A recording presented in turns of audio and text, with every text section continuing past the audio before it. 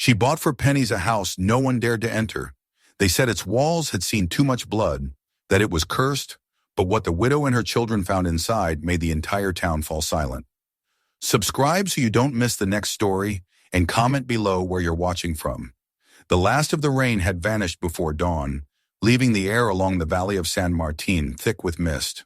From the hill above the town, the old mansion of Raul Mendoza still rose like a scar that refused to heal.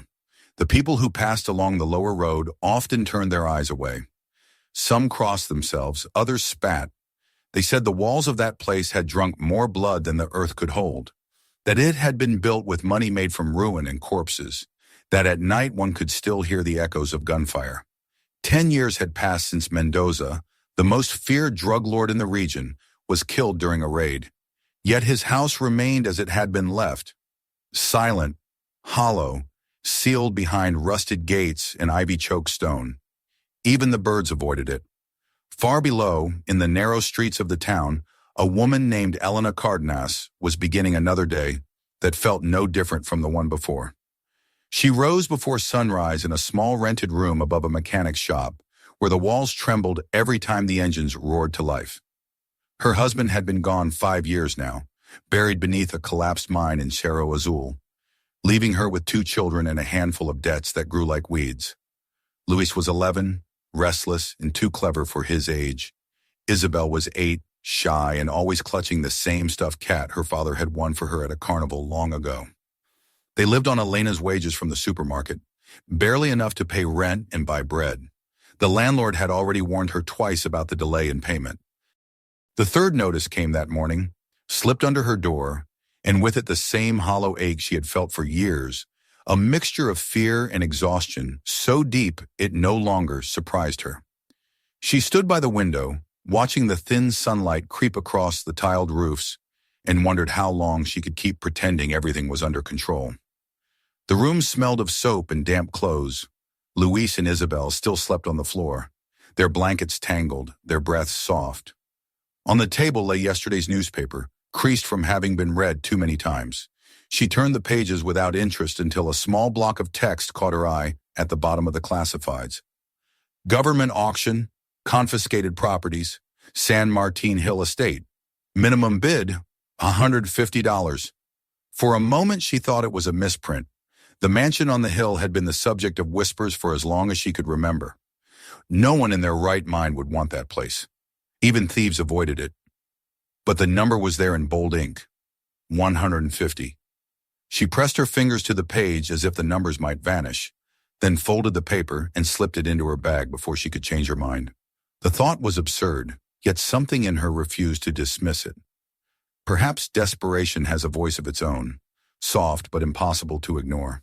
The municipal auction took place 2 days later in a low building near the courthouse. The room was half empty, filled mostly with clerks and a few locals, curious to see who would dare claim the mansion.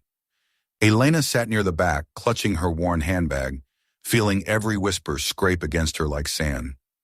The auctioneer read the list of seized vehicles, farms, and equipment in a monotone voice. When he reached property number 47, residence of Raul Mendoza, Hill of San Martin, a murmur rippled through the room. No one raised a hand. The man hesitated, glanced around, and called the starting price. Silence. The air felt thick, expectant. Then, almost without realizing it, Elena lifted her hand. The scrape of her chair echoed in the quiet hall. The auctioneer blinked. $150, he repeated, as if certain he had misheard. Any other offers? None came. A minute later, the gavel struck wood, sharp and final. The sound seemed to echo inside her chest. Papers were signed, receipts stamped, and just like that, with the trembling of a pen, the poorest woman in town became the owner of the most infamous house in San Martin. Word spread before she even returned home. At the market, people pointed. Some laughed. The widow's lost her mind, they said. She bought the devil's palace for the price of a pair of shoes. Others shook their heads in pity. She doesn't know what lives in those walls. By nightfall, everyone knew her name, and for the first time in years, not out of sympathy, but disbelief. Elena ignored the gossip as best she could. She sold her husband's old tools, borrowed a neighbor's truck, and spent 2 days packing what little they owned. The children didn't understand. Is it big? Louise asked. Bigger than our school, she said. Then it must be beautiful, Isabel whispered. Elena didn't answer. Beauty was a word that no longer belonged in their lives. The road to the hill was rough, broken by years of neglect. It wound between empty fields and half-burned trees, climbing slowly until the town disappeared behind a curtain of dust. At the top stood the gate's tall, wrought iron, eaten by rust. One of the hinges hung loose, the other frozen. The sign of the government seal was still nailed to the pillar, half torn. Beyond it, the mansion waited, immense and silent. Its facade was streaked with black, where rain had carved paths through the stone. The garden was a wilderness of weeds. A cracked fountain stood at the center, filled with stagnant water and leaves. Elena stopped the truck and sat for a long time, listening to the wind hiss through the grass. Even the children fell silent. She found the key among the stack of official papers, heavy and cold. The lock resisted before giving way with a sound like a sigh. The door opened into a hall that swallowed the daylight. Dust spiraled in the air, catching the beam from the doorway. The marble floor was veined with cracks. The chandelier above hung crooked, half its crystals gone. On the wall opposite the entrance, a massive portrait stared down at them, the face of Raul Mendoza himself, painted in the prime of his power, eyes dark and confident, mouth curved in a smile that didn't reach the eyes. For a while, none of them spoke. The only sound was the soft dripping of water somewhere deep in the house. Then Isabel took her mother's hand and whispered, "It smells like rain." Elena smiled faintly. "That means it's still breathing," she said, though her voice faltered on the last word. She lit a small kerosene lamp she had brought and began to walk, her steps echoing in the emptiness. In each room she found traces of a life once lived in grandeur. Velvet curtains eaten by moths, silverware blackened with tarnish, a piano missing half its keys. The dining table still held a ring where a glass had stood, as if someone had just left. By sunset they had cleared a corner of the old library and spread blankets on the floor. The children fell asleep almost immediately, worn out by the journey and the day's strange silence. Elena lay awake long after, staring at the high ceiling, its plaster cracked into patterns that looked like rivers. The wind rattled the shutters, and once she thought she heard a faint thud from upstairs, but told herself it was the settling of wood. She tried to imagine what it had been like here when laughter filled these halls, when music drifted from the ballroom. It seemed impossible that such things had ever existed in this hollow shell. Outside, the last light drained from the sky. She rose quietly, walked to the front door, and stood on the threshold. The valley below was wrapped in dusk, the town's lights flickering faintly in the distance. For the first time in years, she felt a strange calm, not peace exactly, but an absence of the constant fear that had ruled her. Behind her, the house loomed, vast and waiting. She turned to close the door, but the hinges groaned and it resisted. When it finally shut, a breath of air escaped from within, like something long held finally exhaled. She leaned against the cool wood, her pulse slowing. In the silence that followed, she could almost hear the whisper of the past moving through the walls. The town below slept, oblivious to the fact that the house on the hill was no longer empty. The light from her lamp flickered behind the windows, a small trembling glow in the great dark shape. Somewhere deep inside, beneath the marble and dust, the house seemed to shift, as if acknowledging her presence. Elena climbed the stairs back to where her children slept, lay down beside them, and whispered to the shadows, "We're home." Outside, the wind curled around the corners of the mansion, carrying the scent of wet earth and old stone, and the door, though firmly shut, gave one last quiet creak as if something behind it had just awakened. Morning came pale and hesitant, a thin light slipping through the broken shutters of the Mendoza mansion.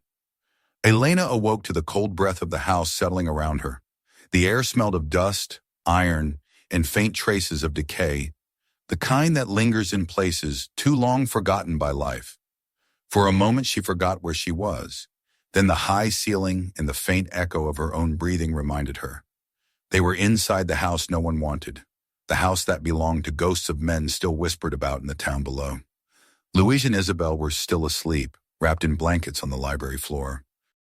Their faces looked small and peaceful against the harsh lines of the old marble. She stood, stretched her stiff limbs, and felt the ache of the previous day in her back. The lamp had burned out during the night, and the first thing she did was pull open the nearest shutter. The hinges screamed. A sudden flood of light filled the room, scattering the darkness and startling a pigeon that had been nesting on the window ledge. It flew out in a whirl of feathers. The sight of the blue sky beyond was like a reassurance proof that the world outside still existed. Elena moved through the house in silence, her footsteps echoing against the marble floor. The vastness of the place made her feel smaller than she had ever felt before. She carried a broom in one hand, a bucket in the other, and began the long process of claiming each room from the years of neglect. Dust rose in clouds, thick and golden in the slanted sunlight. In some corners, she found traces of hurried departure, an overturned chair, a half-packed suitcase, broken glass near the main hallway. She could almost imagine the chaos of the night Mendoza's empire fell, the doors bursting open, men shouting, gunfire echoing through the corridors. The deeper she went, the more the house began to reveal its layers. The dining room was a museum of what once had been elegance, a table big enough for 20 people, silverware dulled by time, and crystal glasses coated with grime. She wiped one with her sleeve, revealing a glint of clear light. Even now it held a ghostly shimmer, as if remembering laughter. The kitchen, in contrast, was bare. The shelves stood empty except for a few rusted cans and a cracked coffee cup. The refrigerator, unplugged and long dead, reeked of mold. She left it closed. By midday, the children had woken and joined her. Luis explored the corridors with a mixture of curiosity and wariness, while Isabel clung to her mother's arm. They found a staircase leading to the lower level. The air grew colder as they descended. At the bottom, they entered a vast basement lined with brick and shadow. There was a bar with broken bottles, a pool table overturned, and a wall lined with heavy metal lockers. Bullet holes marked one of the doors. Luis ran his hand over them in awe. Was this where he kept his money? He asked, but Elena didn't answer. Her eyes had caught on something else. A massive steel door bolted shut, the words Sala de Seguridad faintly visible above it. When she pressed her ear to the metal, she heard only silence. Whatever secrets the door had guarded, they were buried deep now. That night they ate bread and fruit in the library, the only room that felt remotely livable. They had cleaned a corner and laid down an old rug they'd found upstairs. The air was still chilly, but the children's laughter made it warmer. After dinner, Luis wandered to the shelves, pulling at the spines of books that had swollen from humidity. Most were ruined, their pages stuck together. Isabel, tired, leaned her head on her mother's shoulder. "It's so big," she murmured. "Do you think we can make it nice again?" Elena stroked her hair, unable to answer. She wanted to believe that the house could become a home, but its silence was too heavy, its walls too thick with memories. Later, when the children slept, she continued exploring by lamplight. In the upstairs corridor, she found the remains of a family's life portraits along the walls, some faces scratched out, others intact. A little further down, a door stood ajar, and inside she discovered a nursery. The wallpaper, once sky blue, had faded to gray. Toys lay scattered across the floor, a wooden train, a ball deflated by time, a stuffed lion missing one eye. On a low shelf sat a framed photograph coated in dust. She lifted it gently, wiping it clean with her sleeve. A man stood beside a woman in a white dress, both smiling, and between them a small boy holding a toy plane. The boy's face was lit by sunlight. On the back of the photo, written in a child's uneven hand, were the words, "Papa says the sun lives under the house." The phrase unsettled her. She stared at the handwriting, wondering what the boy had meant. It didn't sound like the superstition of an adult. It sounded like a secret told in innocence, one only a child would understand. She placed the photo back where she found it, feeling an inexplicable sadness. That room, like all others, smelled faintly of perfume and dust, of a life abruptly interrupted. Outside, the wind began to pick up again, howling faintly through the cracks in the shutters. Elena returned to the library and sat by the dark window, gazing at the moonlit garden. Weeds swayed like seagrass. The fountain glimmered faintly with stagnant water, and for a moment she imagined it clean, sparkling, filled with children's laughter. The vision felt foolish, yet something inside her refused to let it go. In the days that followed, they continued their slow, exhausting work. Each morning she swept another layer of dust from the marble floors, washed the grime from the windows, and repaired what she could with her own hands. The smell of mold began to fade, replaced by the faint scent of soap and fresh air. She discovered a hidden beauty beneath the ruin: the carved banisters, the tiled mosaics on the floors, the fresco above the main staircase depicting angels holding garlands of fruit. Someone had built this place with care, even if it had been corrupted by what came after. The neighbors remained distant. A few passed by to stare from the road but never approached the gate. Once Elena caught sight of two boys pointing their phones at the house, laughing before pedaling away on bicycles. Word must have spread that the widow and her children were living among ghosts. At night she could almost feel the weight of those whispers pressing against the windows. But she ignored them. She had endured worse than gossip. One evening after a long day of cleaning, she found herself standing before the grand staircase, looking up into the darkness above. The lamp flickered in her hand, its flame trembling in the draft. The house was quiet now, too quiet. She had left all the doors open to let the air move, yet she could hear faint creaks and the whisper of something shifting in the upper floors. It was probably the wind, she told herself. Still, her heart beat faster. When she finally extinguished the lamp and lay down beside her sleeping children, sleep did not come easily. She listened to every sound: the tick of expanding wood, the rustle of leaves against the windows, the distant hum of the town below. At some point she drifted off, only to wake suddenly in darkness, unsure what had disturbed her. The air felt colder, heavier. She sat up, straining her ears. There it was again, a slow, deliberate creak from the hallway. She rose quietly, not wanting to wake the children, and stepped barefoot onto the cold marble. The moonlight filtering through the high windows drew pale shapes on the floor.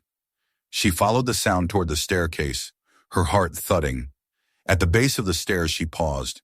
The noise had stopped, replaced by a silence so deep it seemed to fill the air. Then, just as she was about to turn back, she saw them faint footprints in the dust. They were small, bare, leading away from the stairs toward the gallery wall. She stood frozen, her breath shallow. The prints ended abruptly at the far corner, where the plaster was cracked. No other marks led away. She crouched and touched the floor. The dust there was fresh, disturbed recently. The rational part of her mind searched for explanations. Perhaps it was her own trail from earlier, or Louise playing a prank.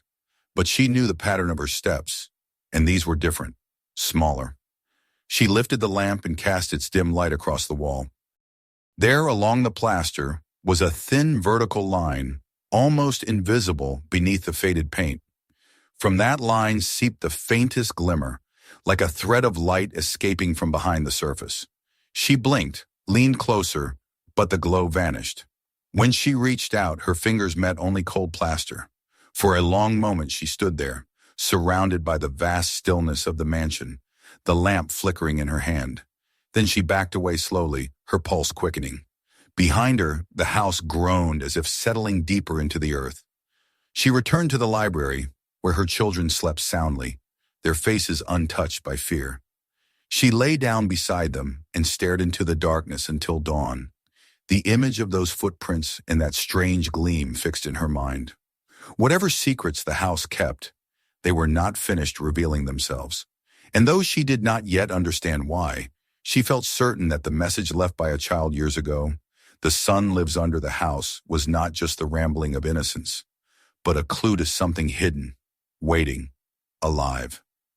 The third morning dawned windless and gray, the air heavy with the scent of wet stone after a night of drizzle.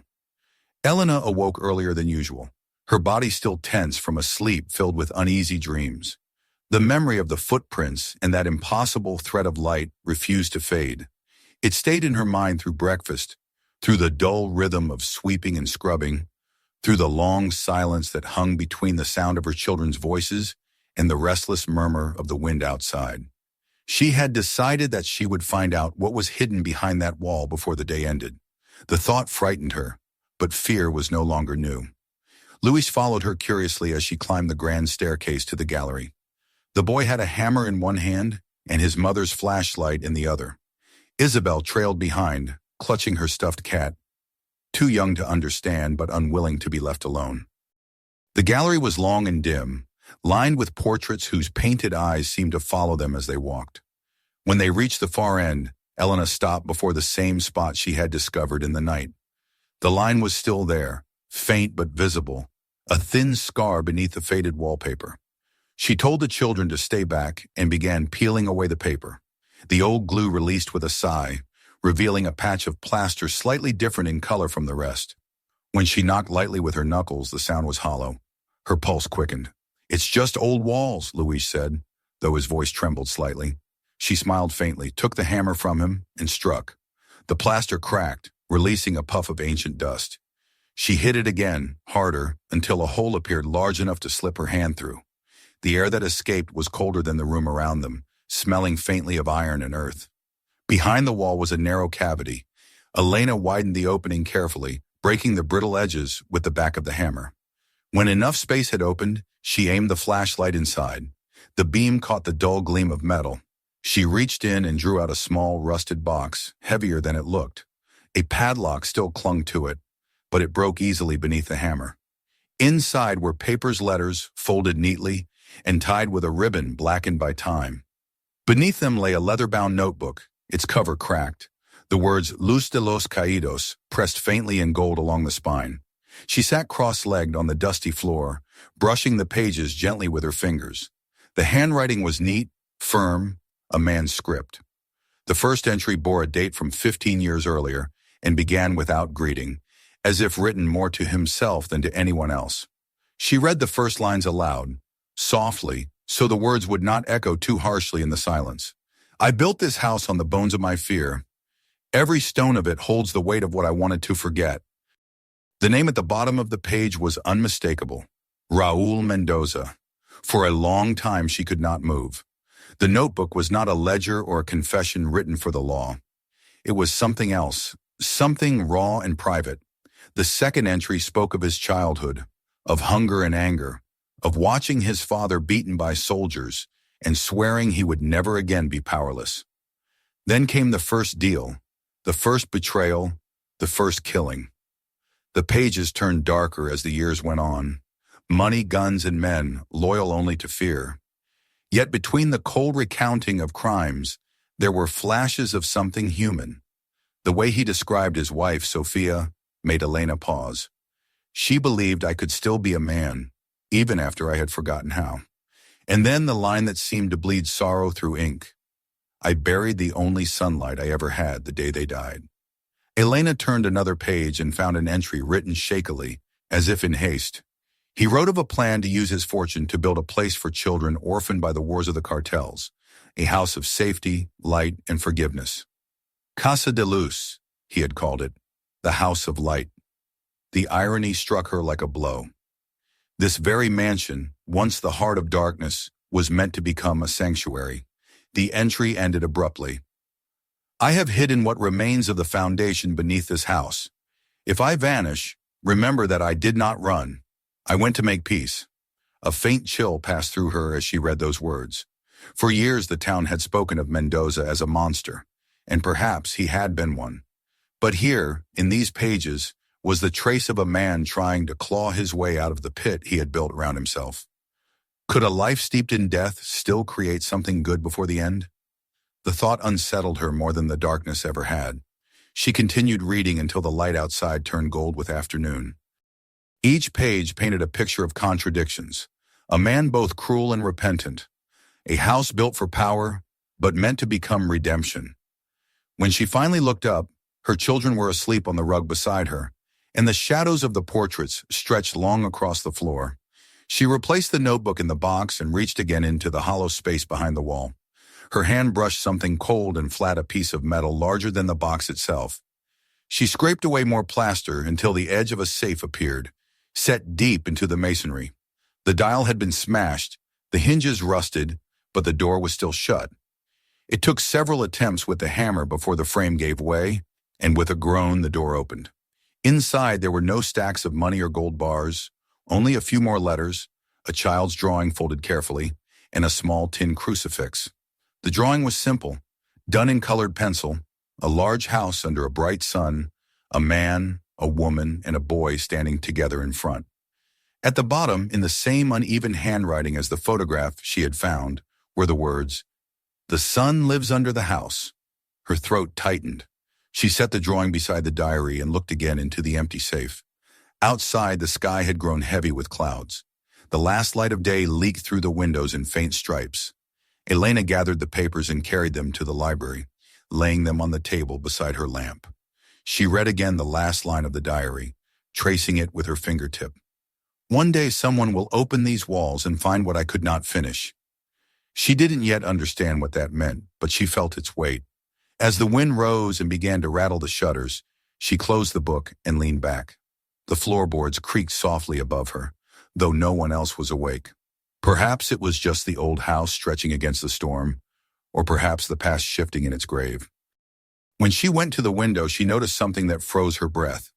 A pair of headlights had appeared at the bottom of the hill. They stayed still for several minutes, then moved slowly along the road, stopping near the gate. She could just make out the shape of a car, its engine idling. Someone was sitting inside, watching. The wind pressed the rain against the glass, blurring the view, but she knew what she saw. After a moment, the lights flicked off, and the darkness swallowed everything again. Elena stood there long after the car had gone, her reflection faint in the window, the diary clutched against her chest.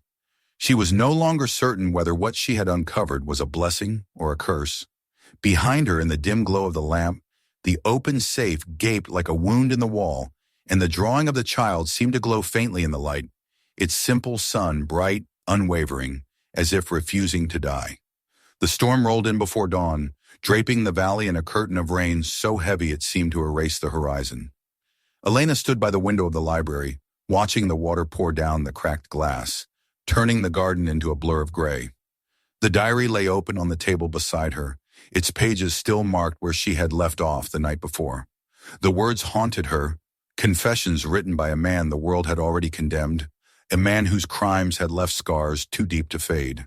Yet what disturbed her more was the faint shadow of redemption woven through his sentences, as if he had truly believed he could make something pure out of so much ruin. She pressed her palm to the window. Outside, the road to town was barely visible through the rain, but she knew the stories had already begun to spread. In small towns like San Martin, secrets were like smoke. They escaped through the smallest cracks. The discovery of Mendoza's diary, the strange light she had seen, the car that had waited by the gate the previous night, it all formed a storm of its own, one she could not control. By morning the weather cleared, but the silence that replaced it was heavier than thunder. When Elena went to town for supplies, she felt eyes following her. At the bakery, the woman behind the counter hesitated before taking her money. Outside, two men leaned against a wall, whispering and glancing her way. Someone had told them. Someone always told. That afternoon when she returned home, she found a piece of chalk writing scrawled across the gates. "Leave him buried." She stood staring at it, the white letters stark against the rusted iron. Her hands trembled slightly as she scrubbed them away with water from the fountain. The children watched from the porch, silent and confused. "It's just a prank," she said, forcing a smile. But the lie felt thin. Inside, the house seemed darker than usual, as if the walls themselves had absorbed the tension from outside. She tried to distract herself with chores fixing the shutters, sweeping the hallways, but the unease clung to her like damp air. When she passed the room where the safe had been hidden, she paused. The opening in the wall yawned black and empty now. The diary rested upstairs, wrapped carefully in cloth, yet she could still feel its pull, like a voice whispering from behind the plaster. That evening, after putting the children to bed, she sat in the kitchen with a single bulb flickering above her. She took out one of the letters she had found in the box. It was addressed to Sophia, written in the same firm hand as the diary. The ink had faded, but she could still read the words. "Forgive me. I have made this house a prison, but one day it will become a refuge. If not by me, then by someone who understands." She folded it slowly, tracing the signature Raoul. The name had long been a curse in San Martin, but reading it now felt different. It no longer belonged to the monster from the newspapers. It belonged to a man begging the dead for mercy, When the knock came at the door, it was so soft she almost thought she had imagined it. She hesitated, her pulse quickening, then opened it a crack. A figure stood on the porch, a man in a brown coat, rain dripping from his hat. He introduced himself as Don Alvaro, a retired lawyer from town. He said he had once been part of the legal team responsible for cataloging Mendoza's seized assets after his death. "I heard you found something," he said quietly, glancing past her into the dark house. Elena hesitated but finally let him in. His movements were slow, careful, as though every step carried the weight of memory. When she showed him the diary, he handled it with reverence, turning the pages one by one. "It's real," he murmured. "I recognize the handwriting. He used to send me letters from prison." He looked up at her. "Do you understand what this means?" "I don't know what anything means anymore," she replied. He explained that near the end of Mendoza's life, there had been talk of a trust money meant for a charitable foundation. But after his death, the accounts were frozen, the paperwork incomplete. "If these documents are authentic," Alvaro said, tapping the edge of the diary, "you might be able to reopen the case. The money could still be used for the purpose he intended." Elena stared at him. "You mean a home for children?" He nodded. "Yes. Casa de Luz." He mentioned it once. No one believed him then. Perhaps now. His voice trailed off. The idea seemed impossible, almost foolish. Yet as he spoke, she felt something stir inside her, a fragile spark of purpose. Maybe this was what the house had been waiting for, the reason it had endured so long in silence. She told the lawyer she would do whatever it took. He promised to help her gather the necessary documents and left before nightfall, his figure disappearing down the wet road. For the first time in weeks, Elena felt a trace of hope. But hope, in San Martin, was never left alone for long. The next morning she found another message, this time scrawled in black paint across the front steps. "You can't cleanse blood with light." Later, when she went to town to deliver a letter to the mayor's office, she noticed the same two men from before following her at a distance. When she turned, they pretended to talk, but their eyes were hard, familiar. She knew that look. It was the same one she had seen in minors before a fight, the kind that came before violence. That night she could not sleep. Every noise in the house sounded louder. The creak of the beams, the flutter of curtains, the whisper of wind against glass. Sometime past midnight, she heard a sharp crack, like a rock striking metal. She ran to the window and saw the faint outline of something lying near the fountain. When she stepped outside, the cold air bit at her skin. A stone had shattered one of the lower windows. Tied to it was a scrap of paper. Her hands shook as she untied it and unfolded it beneath the porch light. The message was short. "If you don't leave, your children will pay the price." For a moment she couldn't breathe. The night around her was so still, it felt like the air itself had stopped moving. Then she turned, walked back inside, and locked every door. She didn't cry. She didn't scream.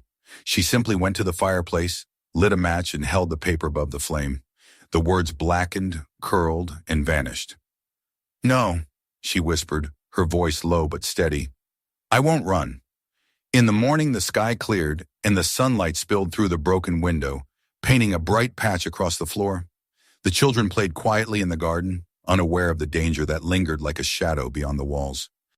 Elena stood in the doorway watching them, her jaw set. The town could whisper, threaten, or even hate, but she would not let them steal what little light had finally entered her life. That evening, she sat at the table and opened the diary once more. The last entry had become her prayer. "Let this house one day belong to the innocent." As she read it, a strange calm settled over her. Outside, the first fireflies of summer blinked faintly in the tall grass, tiny sparks of gold against the dusk. For the first time, she didn't see them as omens or ghosts, but as reminders that even in the darkest place, something small and living could still choose to shine. The days that followed passed in a quiet rhythm of labor and persistence. The threats, the stares, and the whispers in the town still lingered, but Elena learned to move through them like a shadow. Don Alvaro had kept his word. He began working through his old connections, tracing the remnants of Raul Mendoza's seized fortune, the missing accounts, the papers left in government drawers. Each evening he would call from his office in the city, his voice calm but tired. There is progress, he would say. Slow, but real. Every word gave her strength to continue. At the mansion, the air began to change. The house that had once seemed to resist her presence now felt strangely alive. Light lingered longer in its rooms. The smell of dampness faded, replaced by the faint scent of lemon and old wood. With each repaired window and cleaned floor, the silence softened. The children began to laugh freely again, filling the hallways with sounds the house had not heard in decades. It was as though, brick by brick, the mansion itself was beginning to remember what it had once been meant for. One morning, while scrubbing the dust from the walls near the gallery, Elena found something curious, a patch of plaster where faint handprints were pressed into the paint, small and uneven, belonging to a child. She placed her palm over one of them and felt the faintest warmth, though she knew it was only her imagination. It reminded her of the diary's last lines, the way Mendoza had spoken about the innocent who would one day inherit what he could not give. It no longer seemed like poetry. It felt like a promise. When Don Alvaro visited 2 weeks later, he arrived with papers bound in string. The documents, he said, setting them on the table. Verification from the archives. The accounts were real. The Casa de Luz trust was never dissolved, only buried in bureaucracy. His hands trembled slightly as he removed his glasses. You understand what this means, Senor Amor. You could reopen it. You could make this place what he intended. Elena stared at the papers, unable to speak. For months she had worked only on instinct driven by something she couldn't name. Now that dream stood in front of her, real and fragile as the light through the windows. She nodded slowly. Then we will, she said. The work began in earnest.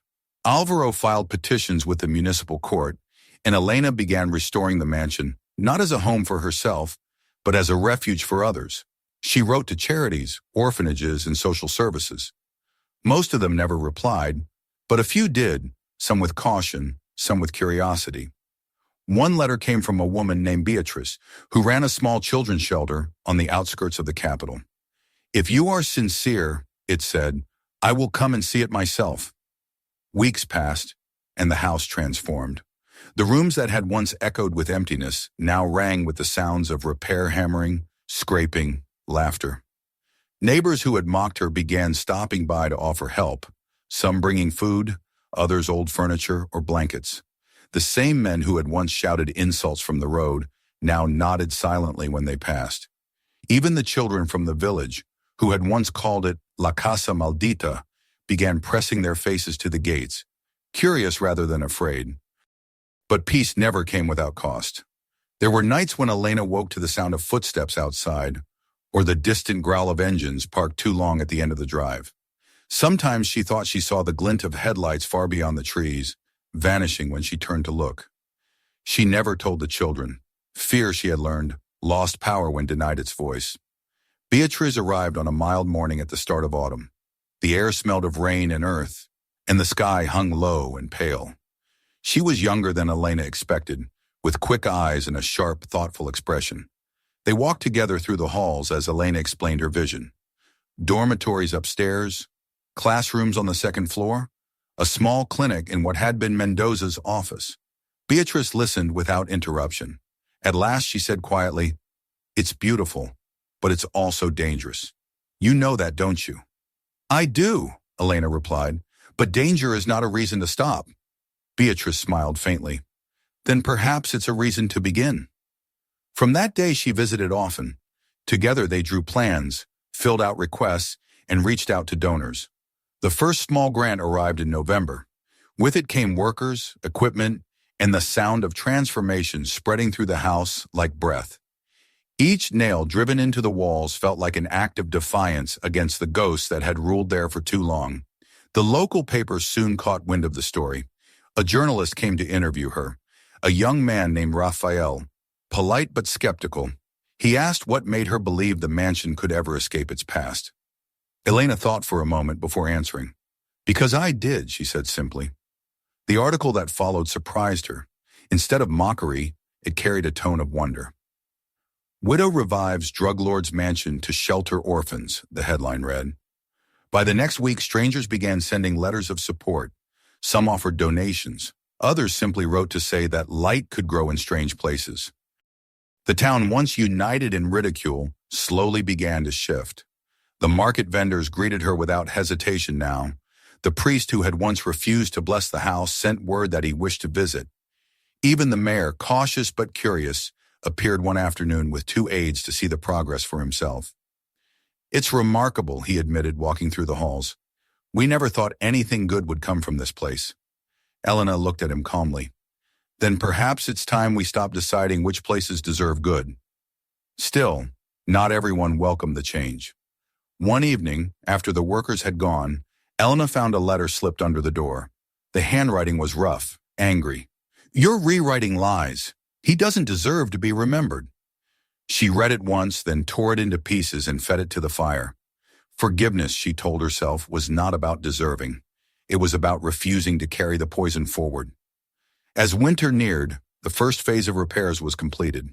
The roof no longer leaked, the floors gleamed, and the garden had begun to show life again. The fountain, once dry and cracked, now flowed with clear water. The children helped plant flowers around it, bright marigolds, their petals vivid even in the pale sun. Luis and Isabel ran laughing through the courtyard, their footsteps echoing through the open doors. That night, after they had gone to bed, Elena walked alone through the house.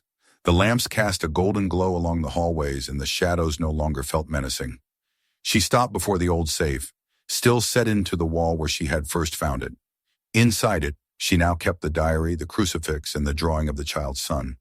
It had become a shrine, not to Mendoza himself, but to the idea that even broken men could leave behind something worth saving. She stood there for a long time, listening to the quiet hum of the house. Then, for the first time, she thought she heard something different. Not the creak of settling beams or the whisper of wind, but the faint echo of music. A few slow notes, hesitant and distant, like a memory returning to life. She followed the sound down the hall to the library. The piano, which had been silent for decades, stood open, its keys pale in the dim light. One of them moved just slightly, as if pressed by an unseen hand. Then the sound faded. She didn't run. She simply smiled, tears stinging her eyes. "Thank you," she whispered. Outside, the wind shifted, rustling the ivy against the walls. The house exhaled softly, like something long asleep beginning to dream again. The ghosts were still there, she thought, but they were no longer trapped. They had been waiting, not for release, but for purpose, and now at last they had it. By the time the first true winter sun touched the rooftops of San Martin, the Mendoza mansion no longer looked like a place of ruin. Its cracked walls had been patched, the roof replaced, and the gardens, once a tangle of weeds and broken stone, now framed the house in gentle green. The neighbors who had once crossed the street to avoid its shadow now stopped to watch the transformation, curious, even proud. The gates, which had groaned with rust for decades, swung open each morning to let in the workers and volunteers. For the first time in half a century, life moved freely through those doors. The mansion had become what it was always meant to be, a living thing. Inside, Elena walked through the wide halls as if she were moving through memory itself. The walls gleamed pale gold, the scent of fresh paint mixing with that of bread baking in the kitchen. Children's laughter floated up the staircase where once there had only been silence. Beatrice stood at the foot of the stairs, speaking with a city inspector about final permits, her voice firm and patient. Every detail mattered now: the documents, the safety inspections, the final review of the trust's release. Months of work and sleepless nights had brought them to this moment, the threshold between dream and reality. At her desk in the old study, Elena reviewed the final letter from Don Alvaro. His handwriting, always steady, trembled slightly now. "It is done," it read. "The Casa de Luz Trust has been released in full. You are its rightful executor. Use it wisely. You have already redeemed what he could not." She read the letter twice, the weight of it settling in her chest. It wasn't victory she felt, nor triumph, but an immense, quiet relief, the kind of peace that comes after a long illness is broken. She placed the letter beside the framed photograph of Mendoza's family, the one she had found hidden in the nursery. The smiling boy in the picture, the woman in white, the man with weary eyes. They had all become part of her story, as real as her own lost family. That afternoon, Beatrice joined her on the terrace overlooking the garden. The air was cool, filled with the murmur of the fountain. The sun slipped through the clouds, scattering light across the marble railings. "The papers are official," Beatrice said, leaning on the balustrade. "You've done it." Elena shook her head gently. "No, we've done it.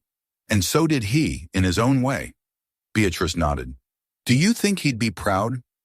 Elena considered this for a long time. "I think he'd be grateful. Pride is for the living." The next morning, the mayor and several officials arrived for the opening ceremony. A small crowd gathered by the gate neighbors, volunteers, children from nearby shelters. The old fountain sparkled under the sun, its water glinting like glass. A simple wooden sign had been hung above the entrance, carved by Luis and painted by Isabel in soft blue letters. Casa de Luz, home for every child. Elena stood before it, her hands clasped tightly. For years she had lived as if the world owed her nothing but loss, and yet here she stood, surrounded by laughter, by life. When the ribbon was cut, applause rippled through the courtyard. She looked up toward the high windows, where light caught the glass and scattered it across the walls in fragments of gold. It was as if the house itself was applauding. Inside, the rooms filled with warmth and sound.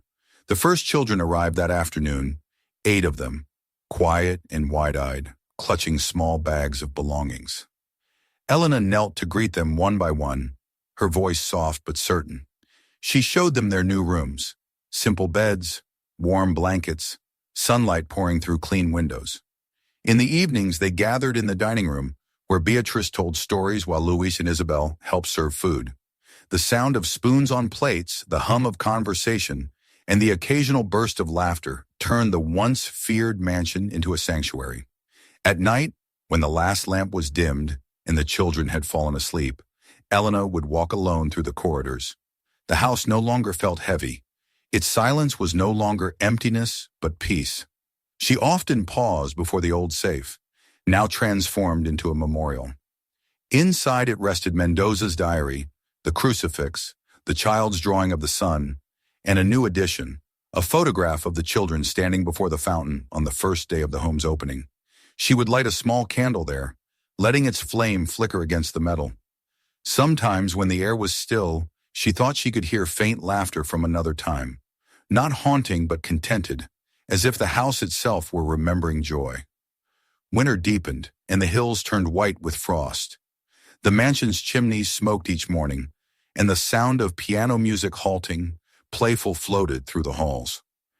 Isabel had begun learning to play, her fingers tracing the same keys that had once stood silent for decades. Luis helped in the garden, clearing snow from the paths. The house, once a monument to fear, had become a heartbeat in the valley. Then one evening near the year's end, a visitor arrived. A man in his 60s, wrapped in a wool coat, his hair silver and his eyes shadowed by memory. He introduced himself as Diego Mendoza Raul's nephew. Elena invited him in. He walked through the halls in silence, touching the banisters, looking at the portraits, as if searching for ghosts he had lost long ago. Finally, he stopped before the memorial safe. When he saw the photograph in the diary, his breath caught. "He tried to change," Diego said softly.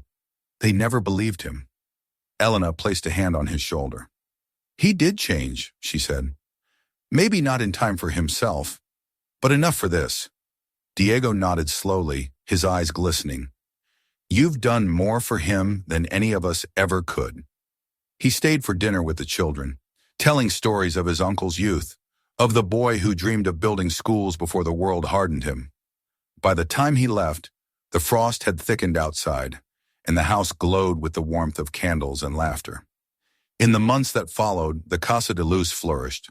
Donations came from unexpected places, businessmen, teachers, even former rivals of Mendoza's, who wanted, perhaps, to cleanse their own histories. Each contribution became part of something larger than any one life. Elena no longer thought of herself as the widow who had bought a cursed mansion for $150. She was simply the keeper of its light. Years passed, and the story of the house spread beyond San Martin. Journalists called it the miracle on the hill. Visitors came from other towns to see the place that had turned infamy into grace. Elena aged with the walls, her hair silvering, her hands marked by work, but her eyes remained bright. Each evening she would sit by the window of the library, watching the children play in the garden as the sun sank behind the hills.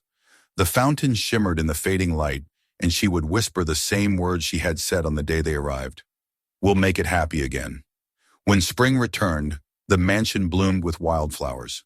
The laughter of children echoed through every corridor. Their drawings hung on the walls where once there had been bullet holes. The shadows that had haunted the house were gone, replaced by warmth, by belonging. One night, as Elena walked through the library, she paused before the safe. The candle still burned there, its flame steady. She smiled faintly, whispering to the emptiness, "It's done." For a moment she thought she heard a soft sigh in response. A breath of gratitude carried on the wind. When morning came, the first rays of sun poured through the tall windows, scattering across the marble floor. They touched the piano, the portraits, the walls, and finally the sign above the door, Casa de Luz. The light lingered there, bright and unwavering, as if the house itself had learned, after all its years of darkness, how to hold the dawn. If this story moved you, make sure to subscribe so you don't miss the next one. Watch more of our videos right now. Each one reveals a truth that few dare to tell. And share this video with someone who still believes some houses never find redemption.